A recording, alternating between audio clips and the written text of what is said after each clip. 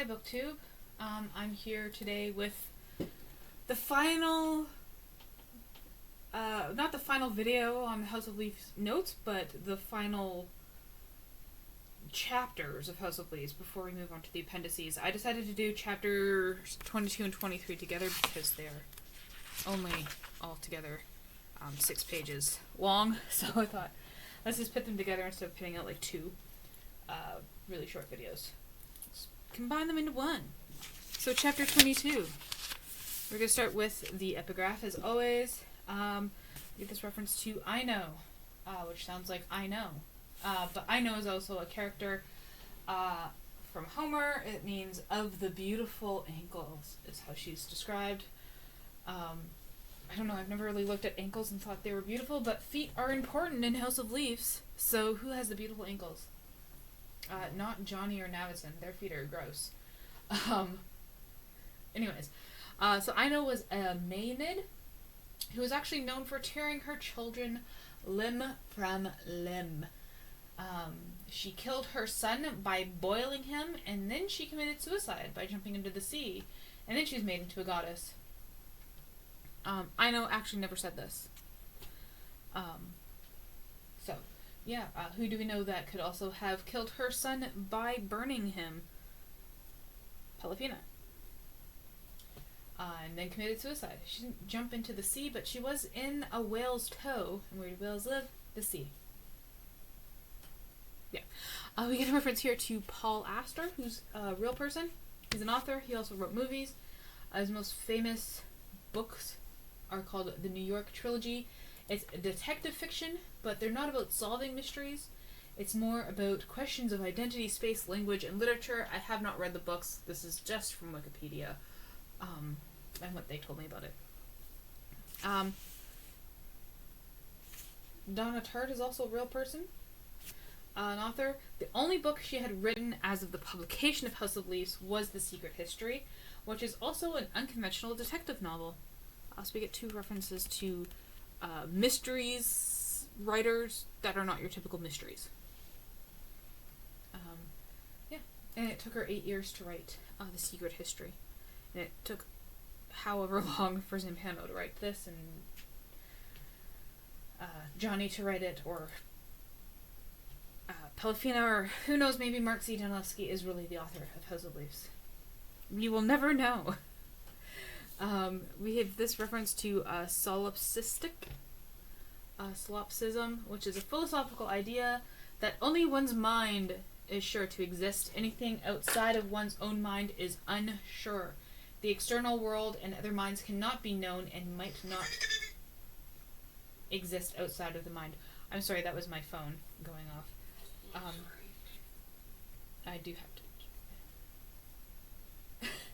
to. Yeah, so there's that interesting idea that maybe no one outside of the readers actually exists in regards to the book, as we try to figure out who's real and who's not real and who actually wrote House of Leaves. Maybe solipsism is the answer. Footnote 421 here. We get a reference to Byte magazine. And that's a real magazine. And I found a copy of it right here. This is the right edition. Byte magazine, volume 20, August 1995. So August 1995, right here. And we are going to page 34.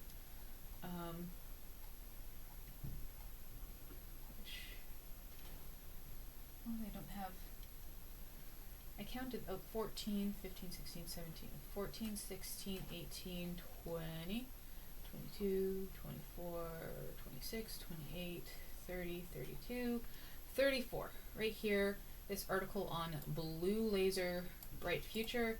So blue, important, right?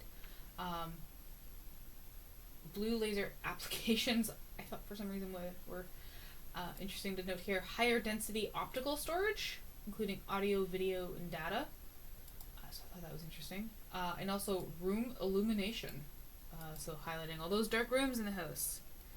Maybe a blue laser would have been helpful for Navison to have. Footnote 423 down here, we get Don Tartt's reference Spin magazine. It's a real magazine as well. Again, we have an edition of it here. Spin magazine. There is no Donna Tartt article, but on page 137, excuse all the weird ads from the 90s. Sorry, let me go a little faster this way. There is an advertisement. It is not actually part of an article. I will hopefully recognize it when I get to it. Oh, there's an article about Tupac. I just watched the P. Diddy documentary. If you haven't watched that, watch it. Totally unrelated to House of Leaves, but interesting nonetheless. Who was that? That's funny. Remember those milk ads? Sorry, we will get there eventually. It's way down here. Page 137. We're on 102. Okay. 137. For this fashion stuff here.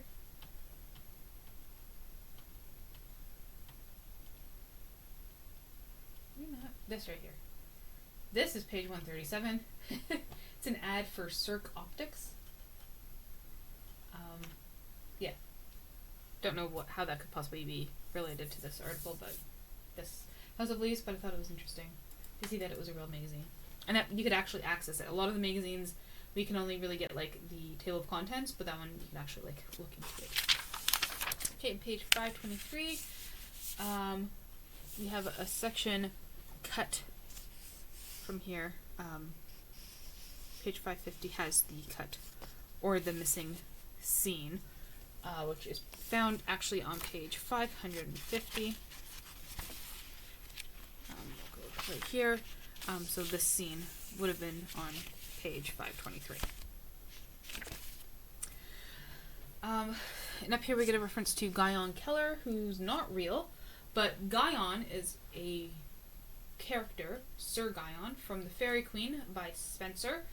He vows to protect a woman who tried to kill herself. He resists temptation to violence, idleness, and lust. He's also known as Guiomar, or Morgan Le Fay's lover, and Morgan was married and had an affair with Guiomar, and had a son by them who had no name. So that interesting idea, again, of fidelity in marriage, and a woman who commits suicide. Telefina, possibly. Here we get a reference to a pink ribbon in Karen's hair. On page 599, we also get a reference to pink ribbons, or ribbons in hair. Like Hawthorne's Faith, I put pink ribbons in my hair. And we'll talk more about that story when we get to that. But yes, a link there between Karen and Telefina. Footnote 424, here we have a reference to a magazine called Cineaste. It's a real magazine. And this is what I could find. As I said before, like, we don't always get fully able to look into it, especially on these eBay listings. But I wonder, there we go, let's make it big. This was the cover of it, that edition. I don't think there are any, there's one picture inside page 56. It would have been nice if it was page 36, but you know, still. I think I have another link here that we can click on. JSTOR. This is just not the same cover, but it is the right volume. 22 from 1996, and it tells us that on page 36 to 37 there was a review of Richard III by Gary Crowdis. I can't access it because I don't have a link. I don't have pay to get access to JSTOR. But it's the Richard III movie starring Ian McKellen. McKellen? Yeah, McKellen. Yeah. And the Washingtonian is also a real magazine, but it doesn't seem to have been published in December of 1995. It's only published between January and March of that year. That's all I could find on their archives. I could not find a December edition. Then on page 524, we get a reference to a college journalist from William and Mary, which just a few pages before, on page 501, we are told that Johnny had visited the college, William and Mary. So that's it for chapter 22. As I said, they're very short chapters, not a lot to say on them. And then we have chapter 23, and as always we start with the epigraph. This photograph is missing. There should have been a photograph here, and it is actually a real photograph taken by Diane Cook. Picture here. Picture of the house in Hawaii surrounded by the lava fields. It destroyed the whole village, but you could still see this house peeking out from it. And Diane Cook often collaborated with her husband, Len Jensel, and she does black and white images while her husband does color. So, that was interesting. We get a reference to Green Hill Books, which is a real publisher, but they publish military history books, not books on weird houses. And here we also get a reference to Navidson's feet healing. The skin condition plaguing my feet for all these years has completely vanished. We are told that love resides in the big toe on page 587 by Telefina. Also remember, love inhabits more than just the heart and mind. If need be, it can take shelter in the big toe. And Navidson had previously been having trouble with his feet until he reunited with Karen on a level that actually mattered. So love was healed, his feet were healed. Therefore, House of Leaves is a love story. It's a romance. Don't deny that you that you like romance novels, because you have read one if you've read House of Leaves. Anyways, page 527. We get this reference to her will-o'-the-wisp smile. And we get previous references to will-o'-the-wisps on page 488. We get a reference to Igneous Fatuus, Foolish Fire, Will-o'-the-Wisp. And we also get a reference to the Igneous Fatuus on page 297.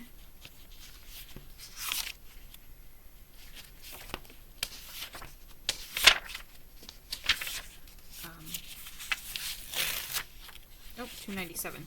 Ignis Fatuus. So the will-o'-the-wisp was something deceptive. It's a light that appears in the night over marshy grounds and is often attributable to the combustion of gas. So it's something that would lead you off and lead you astray. So is her smile not real? We get this capital V, Victory. Victory is also known as Nike.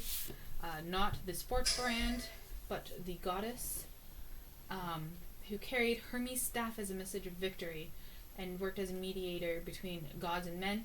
Hermes is very important. We'll talk about him when we get to the appendices, but he's also been referenced throughout House of Leaves as well. We get this little triangle note here, and I've referenced it many times. I'm kind of getting sick of referencing. This page 582, we have what all these little symbols mean. Here, and this little triangle means probably safe to land here. And then the last note is that the Navidson record ends on Halloween. This is dated December 25th because that's when the book was finished being written. But Halloween is when the Navidson record, not Zampano, not Johnny, but the movie, the documentaries ended on Halloween. And that's the same day Johnny's journal ends, chapter 20, which is interesting. So that's it for the chapters. The next videos are going to be all on the exhibits and appendices there as well. So yay, we got through the meat of the story. Now we're going to get on to all those delicious little side dishes there that add depth to the story. Definitely don't skip out on reading this stuff here. Don't even think about it. So let me know your thoughts on these last 2 chapters of House of Leaves. And thank you so much for watching.